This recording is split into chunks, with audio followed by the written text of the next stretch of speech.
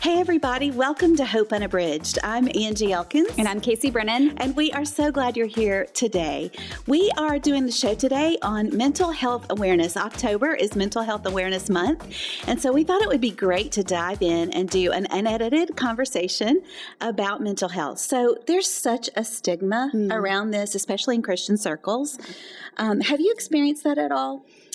Not necessarily personally, but I know that in my family there has absolutely been a stigma around that. Why do you think that is? I have no idea. I don't know. I think as Christians, we want to trust God. We want to depend upon Him. We want to pray and take all our issues to the Lord. But sometimes it's a little bit deeper and harder than that. And so we need to turn to professionals for help. So we're having a great conversation today with my friend Betsy de Armas. Betsy is an author, a pastor's wife, a mom, and just a good friend to me, and has dealt with this personally. And so we've asked her to come on and share her story today. I think a lot of you are really going to connect with her and to gain a certain amount of freedom because of what she's sharing today. So welcome, Betsy. We're so glad you're here. Hi, it's good to be here. Yeah. How are you guys? We are good. So thank you for opening up and sharing this story. I know that it's your heart's desire to share it whenever you get the opportunity. Tell me a little bit about why you share your story. Well, the reason I share my story, because this started in my life in 1995. And back then, people did not talk about mental health issues as much as they do now. So I felt very alone in my journey. And so when I got through the journey and I survived it, I said, Lord, help me never to keep my mouth shut when you give me an opportunity to help someone so they don't have to go through the hell I went through, when I was at that stage of my life, because not many people talked about it. Thank God things are better now, but at that time they didn't. And so anytime the Lord gives me the opportunity, I try to jump on it and, just offer any help I can. So I'm so thankful. I know I've heard your story several times, and I know a lot of people have, and it's helped them so much. So let's just jump right in. Tell me kind of back in 1995, paint us a picture of what your life was like and what you started experiencing. Yeah. Well, I was 32 years old. I had 3 little boys at that time. They were like 3, 7, and 8.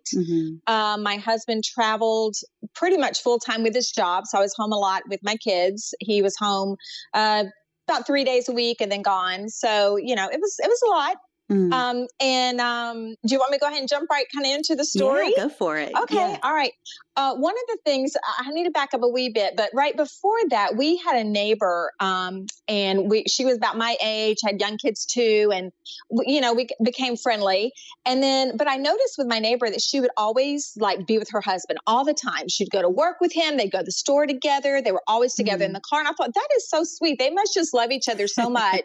They have to be together all the time. I mean, that's really what I thought. Yeah. And then one day her husband was having a conversation with my husband, Danny, and he explained to my husband that his wife had panic attacks.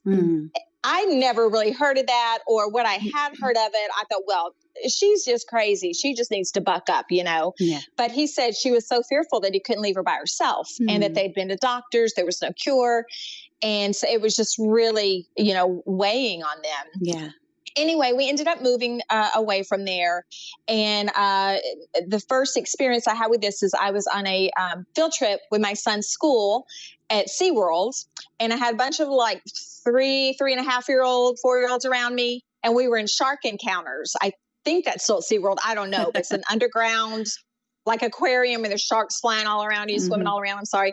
And I'd been in there many times before. But halfway through this shark encounter, all of a sudden, I started tingling. I felt like I couldn't breathe. I broke out in a sweat. And I thought I was going to pass out. And I was horrified because I was in charge of this little cluster of, kids. Yeah. And I just begged God to get me out of there. And I made it through. When I got outside, I was fine. Yeah. So I thought, I was just claustrophobic, because I had dealt with claustrophobia before, like when I was pregnant or getting stuck in traffic jams, thing like that. So I thought, I just got claustrophobic. Yeah. Then about 2 weeks later, I was at a Orlando Magic basketball game, sitting in seats we usually sat in, kind of in the middle of a row. I knew people around me and whatever, doing fine. And about halfway through the game, this same feeling just overcame me, just out of the blue. And all I could think was, I have to get out of here. Okay. But I just I just sucked it up and I'm like, Lord, just get me to the end of this game. I'll be outside and I'll be fine. And I somehow made it through, got outside again. I was fine. So you didn't say anything? You didn't say anything to anybody around you? Just... No. Well, I told my husband after the thing at SeaWorld, and then again at the game, I said, something's going on. That same thing. I said, but I think I'll be fine. I was just taking deep breaths. We walked out of there. I was fine. Okay. Then about a week later, I was going to New Smyrna Beach with my friend for the weekend.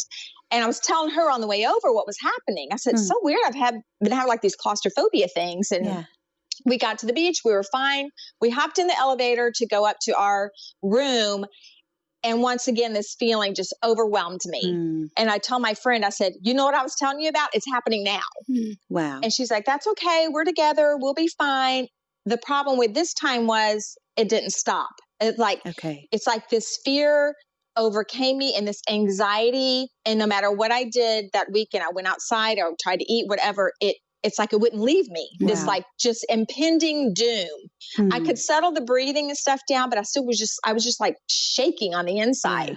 And I can remember that day. I'll never forget this. I was sitting on the beach with my friend, and I remember watching people walk on the beach and all around me. They're having so much fun. And I thought, if what I have is what my neighbor had, then there's no cure for this. And my life is over. And look at all these normal people. I will never have a life like that again. That's immediately where my brain went. And so I told my friend, I said, I got to go home. I've got to go to the doctor or something because this is miserable. So we went home. We just left, went home. I told my husband everything was going on. He's like, we got to get you to a doctor immediately. So that started the process of trying to figure out what was wrong with me and how to fix it. So that's kind of gets us to that. Okay. So that's so scary. And, I just hearing you say, I was looking around and I realized my life will never be the same again. Yes. I can imagine. Did that fear add to the anxiety that you were experiencing? Yes. Because, and like I said, I think my brain just put it all together because I was thinking, okay, whatever just happened, it didn't go away when I went outside or changed what I was doing. And then I was thinking of my neighbor and thinking that she never got away from it. And that they told me they had been to doctors and they couldn't fix it. And so it just started a vicious cycle of anxiety and then panic attacks. And then, which almost even led into depression because I thought, if there's no cure for this, how do I live? How do I live my life? So it was awful. Did you start going to doctors? I did. I started just with my gynecologist because he was the one, he just delivered my babies and stuff. So I thought I'll start with him. Yeah. See what he thought. And long story short, I went through over like a 6-month period. I went to him, to a psychologist, to endocrinologist, to a cardiologist, to psychiatrist. I mean, it's like one set of tests would lead to something else, or basically what happens, they would test me and everything would be fine. Yeah. So then they go, well, maybe try the endocrinologist, and I had things like not only the feeling faint and shortness of breath, my hair started falling out. Oh, wow. I would go numb, like parts of my body would just go numb. I would be driving. I can remember being on I-4 with my kids driving, and all of a sudden I could not feel my feet or my hands. Wow. I couldn't concentrate. I would just pace. It was like, I was just like adrenaline was just pumping through my body 24/7. I had very little relief except for when I went to sleep, basically. So it was quite a journey. And like I said, the hardest part was they kept testing me and saying nothing's wrong with you. But I knew something was wrong with me. You knew something was wrong. And so how open were you with your friends about it? I know you talked to your husband about it, but did you feel like you could talk in your circles? I did. You know what? I did only because I knew, those closest to me knew something was wrong. They could see it on me. And I was I looked skeletal almost. I dropped so much weight and I was, my hair was coming out and I looked sick. And I would tell them, I'm like, I don't know what's wrong with me. Yeah. This and this and this is going on. So I told my friends, I told my family, they were all great. And they're like, anytime you need us, let us know. Family was great and friends, helping with the kids when I went to doctors. Appointments and things like that. But I also knew I had to keep functioning. Yeah. So I think once again, it leads back to my neighbor. I thought if I ever stop, I will never get up and go again. Or if I ever quit going somewhere, I will never go again. I'll end up like my neighbor. Yeah. So on one hand, I guess it's good I saw that because I think it kept me going some days. On the other hand, because I knew of her, I think that almost sent me into the downward spiral, you know, because I thought, oh no, there's no hope for this. Yeah. So it was crazy. It was crazy. Yeah. Yeah. And it was interesting too, to see, you know, all the things doctors would throw at me. You know, they tested me for everything, you know, of course, you know, being at that age of my life, they're like, oh, you're sure you're not pregnant? You know, maybe it's PMS, you know, you just need a hot bath. You know, your husband travels a lot. Maybe it's just the stress of, you know, the kids and your husband's travel. And I mean, they tested me for like Lyme disease, and they thought I had fibromyalgia and, you know, gland problems. And I mean, just, you know, heart problems, thyroid, everything that, you know, they tested, but it kept coming back fine. And we just weren't getting anywhere. So it was, and I will say, Angie, speaking of Christian friends, they were wonderful and well-meaning, but I did hear, which I'm sure probably other church people have heard, you know, do you have a hidden sin in your life, Betsy? Are you hiding something? And it's, you know, you can tell me, you know, and then, you know, and I would even do this to myself. Maybe I'm not spiritual enough. And my friends would say, you know, are you praying? Are you in God's word? Are you, you know, do you have a demonic stronghold somewhere? You know, all these spiritual things. I'm like, no. I'm like, I was a normal person one day, and then the next day I wasn't. That just doesn't make sense. There has to be a physical medical explanation for this. Absolutely. So, Okay. So I love that you brought those things up, because I think all of us have been victim to weird things that people say to us before. Yeah. But that brings up a great point, because I think with mental illness, especially, people attach it to some kind of spiritual connection, like we're doing something wrong. Or, we have a sin in our life that we've not surrendered, or something like that. When I love how you just said, no, I'm a normal person. And then one day I'm not. So I love that. And that's what my husband, he used to tell me, because I mean, we fell in love when we were 14 years old. You know, we were babies.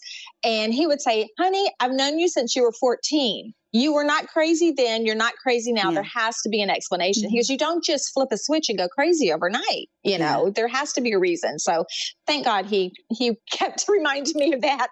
Yeah. So I know you had a point where you did get some great advice from Dr. Bell, right, at First Baptist Orlando. So take us to that point in your story. Yeah, he told me, because I was not getting any answers and not getting better. My husband and I, we're going to go to Mayo Clinic, because we had done everything in Orlando we need to do, seen everybody we know to see. And so we're like, we're just going to go to Mayo Clinic. So I told Dr. Bell that, and he said, before you go, he goes, you know, I would recommend you see a psychiatrist before you go. And I thought, well, I've seen every other doctor. I might as well go to him, you know, go see one of them. I will tell you that mortified me, because I thought, oh my gosh, I'm 32. I'm already at the shrink's office, you know. But that's who ended up, you know, saving my life, literally. Yeah. So I'm so glad he told me, because no other doctors had told me that, you know, that it could be something. And what I did not understand at the time, because I'd never dealt with this, is that psychiatrists, I don't know, I just thought, you know, you're just going to lay on a couch, they're going to talk about your childhood and just talk at you. They are medical doctors that deal with issues in your brain, you know, and most of them, which in my case, it reveals itself with mental type issues as well as physical symptoms, but it's caused by a medical problem most of the time. Yeah. So, and I wasn't aware of that, but I told Dr. Bell, I'm like, well, we'll go there as a last shot, you know, before we go to Mayo Clinic. So that's how I ended up at the psychiatrist's office. Yes. So before you got into the psychiatrist office, you had a low point. Yes. Yes. Before I get into his office, are you talking about when I was just at my wit's end? Yes. I was literally at my wit's end. Yes.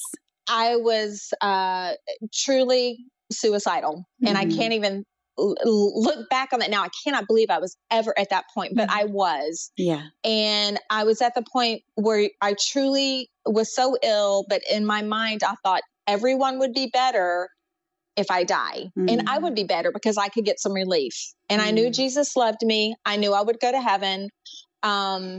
but that's how dark I was, because I thought there is no answer. There's no cure. No one can help me. And it'll just be better if I'm not here, which is so weird looking back that made perfect sense to me. Mm-hmm. But it did. And so I said, Lord, I'm hanging on, but I'm about at the end of my rope.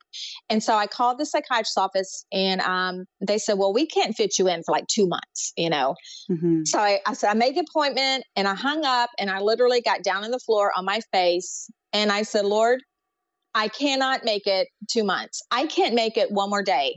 Mm-hmm. And I'd been saying that for a lot of days, but this day I'm in it. I really, truly was scaring myself. And I said, you have to give me a sign. God, I don't ask you for sign. I never ask you for signs, but I need a sign that I'm going to survive this. And literally 5 to 10 minutes later, the psychiatrist's office called me back and said, we had a cancellation tomorrow. Can you come? Wow. And I'm like, okay, God hears me. God hears me, and I'm going to survive this. And it's so interesting this year. I've been reading through the Bible, but in Genesis, several times it talks about God as the God who sees. Yeah. Mm-hmm. And I'm like, that was just a reminder. God sees me. I didn't feel like he did, but he did. And he knew exactly where I was, and he knew my limits. Yeah. And so the next day I was able to go to see the psychiatrist and started, my journey of getting well. So that's awesome. He is Elroy. That's the name. The God. That's it. Sees. Elroy. I always say, am I saying that right? Yeah, Roy. That's how I say it. Yeah, but, the God who sees me. That's what I was thinking when you said that. The story of Hagar when she was crying in the desert, and God saw her. And I just think that's beautiful. And me too. He meets us in those dark moments. Yes, he does. Yeah. Yes, he does. He does. Yeah. And mental health in general, I feel like is it's a silent stigma in the church. Yeah. And, I feel like there's a vulnerability that has to come from the top down. And so if you have a leader or a pastor that is going through something and they're vulnerable with you, you feel safe. You feel seen. Can you share your struggle in the church during that time? Because I can imagine it probably was uncomfortable. And isn't it weird? Like, does the world outside of church deal with this when they have mental, or is it just a special thing in churches? We, get these feelings. I don't know, but, it was, my husband was not a pastor at the time. But my dad, however, was my pastor. He was the pastor of the church I went to. And I do remember telling my dad early on in this, I thought, I'm a good Christian girl, I try to do everything right, raise a godly family and all this. How can this be happening? How can I be going crazy? And I do remember my dad looking at me and saying, Betsy, even Christians can go crazy and have horrible things happen to them, which I knew. I mean, I've read the Bible, but I don't know, for some reason, silly me thought it was just going to pass me right over, but it didn't. And I think once again, it goes back to maybe Christians or people in church just feel like it shows a weakness that we're just not trusting God enough, or there's something in our life, which is so sad. I don't know where that got started. I don't either. In Christian world, but it makes me very sad because my gosh, that should be the safest place, right? Yeah. At church, where you can just let your hair down and let people see and know you're going to get encouraged and not judged. And thankfully the church we're in, I don't feel like that happens so much at our church. And even back then, I was 25 years ago, and my dad was the pastor. It wasn't like everybody. I mean, I felt safe, obviously, around friends and a lot of people, but I did get it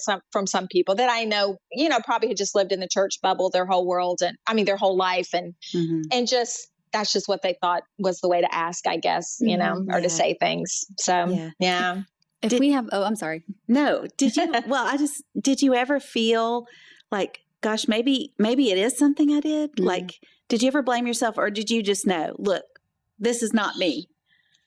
I knew it just wasn't me. Yeah. I mean, I truly did. And I searched my soul and my heart. I'm like, is there something, and I'm like, God, forgive, if there's something I don't even know, forgive me or show it to me. But I just knew, because it was such a drastic physical thing that happened so quickly. I just thought there just has to be an explanation. You just can't. And, I guess we're all in tune with our own bodies, right? And you have to be your own advocate as well. Yeah. And I just knew, I thought I have to keep searching, because I was like, I was like perfectly normal. I mean, I think I was normal. Other people may beg to differ, but to all of a sudden I wasn't, and I could hardly function day to day. So I knew, I thought there just has to be an answer, you know, so I had to just stick with it. Yeah. Yeah. How did you feel or need, I should say, to feel loved? Like what helped you during that time? Wow. My husband was just a champion. And I will say, and a lot of people I've counseled with over the years since then, I have seen a lot of spouses that have not been sensitive and are kind of like I was at the beginning. I would just buck up and get over it. You know, I have a wonderful husband. And like I said, maybe it's because we've known each other since we were kids.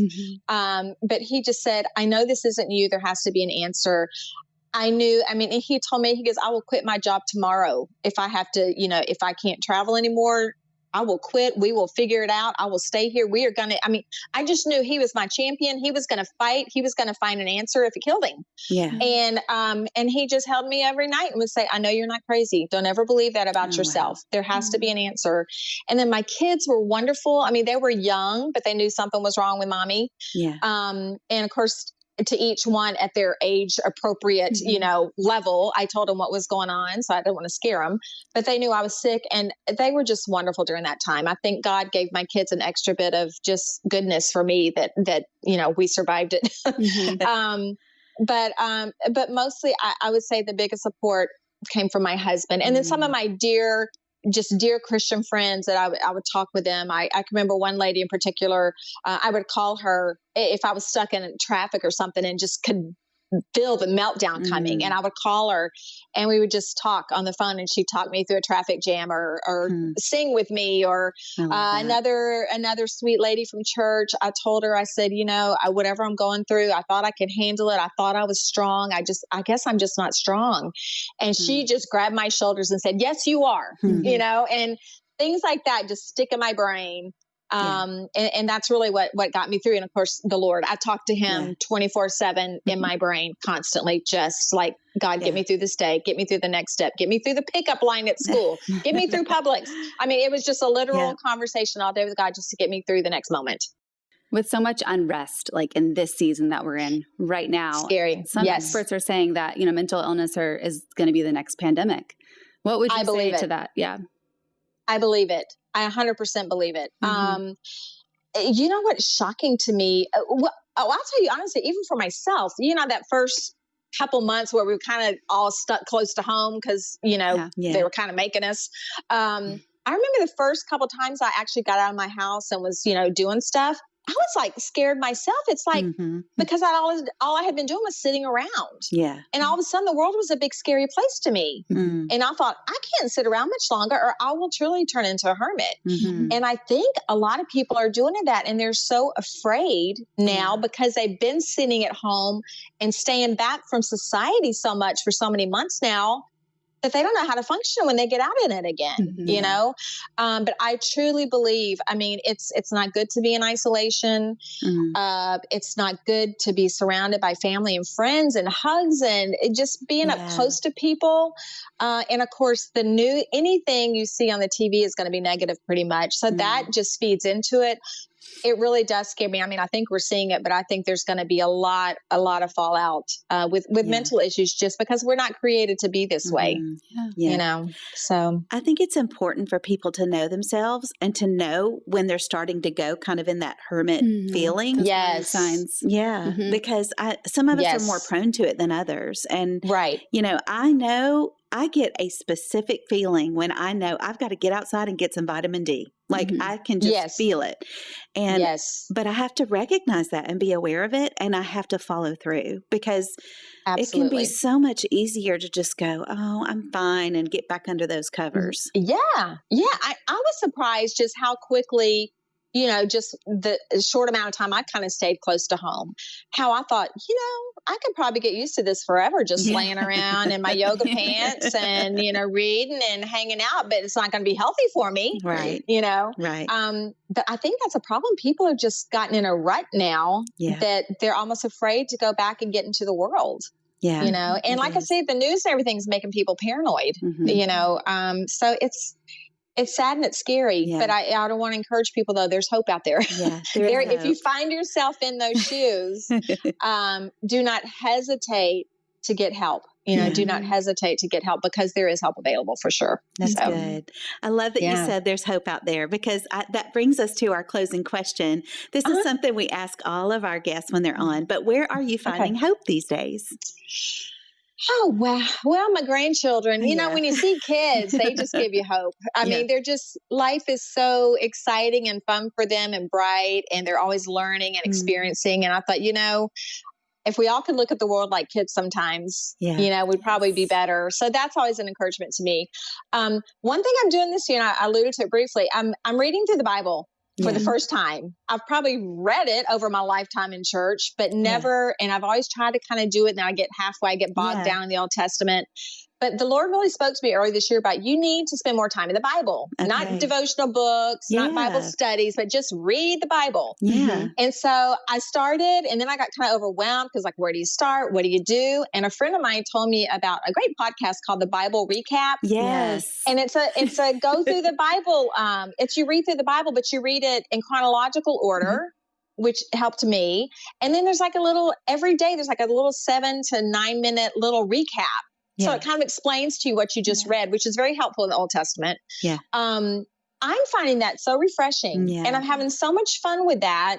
And I'm also keeping a journal I have one of those journaling Bibles, with big margins on the sides. So I'm just writing down fun stuff I'm learning, and I'm being real intentional. And I think that what a great year for me and for the Lord to really stick that on my brain. You need to do this. It's been a good year to do it, and I'm really enjoying it. That's so great. I would encourage people, if nothing else, just read the Word of God. Yeah. That's so good. Yeah. Thanks for sharing your story. I think you brought a lot of hope to people today. Yeah. You're welcome. Just your willingness to come on and be vulnerable and tell us what happened to you and how God's brought you through it. I think that has given people a lot of hope. So thank you, Betsy. So. You're welcome. You're welcome. Thanks for joining us today on Hope Unabridged. We'd like to remind you, if you're watching us on Good Life 45, you can also listen to these episodes everywhere you listen to podcasts. If you're listening and you would like to see the filmed version of this show or any of our other shows, check us out on Good Life 45 or on our YouTube channel and our app. We hope that something you've heard today really blessed you,